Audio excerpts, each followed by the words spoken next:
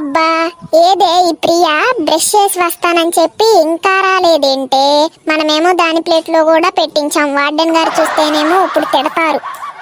అవునే, ప్లేట్ కడిగి అక్కడ పెట్టాల్సింది. అది వచ్చినాక పెట్టించుకుని తప్పు చేశాం. అదిగోవే ప్రియా వస్తుందే. ఏంటే ఈరోజు మెస్సులో? ఈరోజా ఇడ్లీ. ప్రియా, నీ అదృష్టం భలే ఉందే, నువ్వు వచ్చిన ఫస్ట్ రోజే ఇడ్లీ పెట్టారు, కుమ్ముకో. చీ, ఏంటి ఇడ్లీనా? పూరీనో పునుగో పెట్టొచ్చుగా. నాకు ఇడ్లీ అంటే ఇష్టం లేదు. నేను ఇంటికాడే ఇడ్లీ తిన్ను, జ్వరం వచ్చినా ఇడ్లీ తిన్ను, మా అమ్మ తినమని బతిమలాడినా నేను ఇడ్లీ తిన్ను. నాకు అస్సలు నచ్చదు.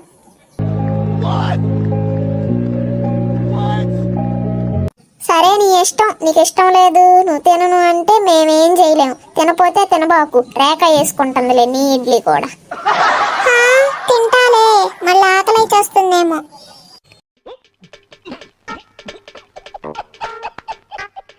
మరి మాట్లాడకుండా తిను. ఇదిగో నీ ప్లేట్, తీసుకొని తిను. అమ్మాయిలు ఏంటి టైం అవుతున్నా తినకుండా ఇక్కడ డిస్కషన్ పెట్టారు? క్లాస్కి టైంకి వెళ్ళకపోతే నేను ఊరుకోని చెప్తున్నా.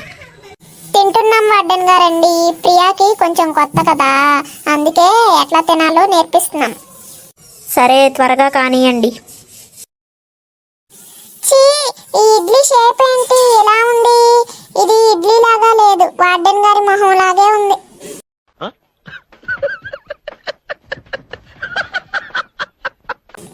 అసలే కొత్తగా జాయిన్ అయ్యావు, నువ్వు వాళ్ళ వీళ్ళ మీద పంచిలేయడం మానుకోవాలి. వార్డెన్ గారికి తెలిసిందంటే నీకు మామూలుగా ఉండదు. అవును, ఇంతవరకు వార్డెన్ గారిని మేమే ఒక్క మాట అనలేదు. నువ్వు అలా చేస్తే ఆమెకు తెలిసిందనుకో మామూలుగా ఉండదమ్మా. టీసీ ఇచ్చి నిన్న ఇంటికి పంపిస్తారు. ఈ చట్నీ ఏంటి ఇలా ఉంది? కొంచెం గట్టిగా చేయొచ్చు కదా. ఇంత పలుచగా చేస్తే ఎవడు తింటాడు?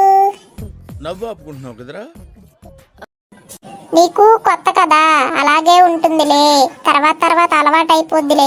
మా పరిస్థితి కూడా ఇంతేనమ్మా. ఫస్ట్ లో తినలేక సచ్చేవాళ్ళం. అయినా బాగానే డబ్బులు కట్టించుకుంటున్నారుగా, మంచి ఫుడ్ పెట్టలేరా ఏంటి?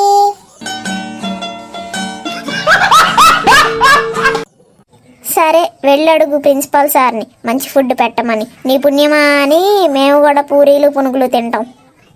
నాకెందుకులే అమ్మ, ప్రిన్సిపాల్ సార్ దాకా వెళ్ళి మళ్ళీ నన్ను కొట్టారనుకో మా అమ్మ నన్ను బతకనీయదు. ఎట్టా కొట్ట తినిసొస్తాలే.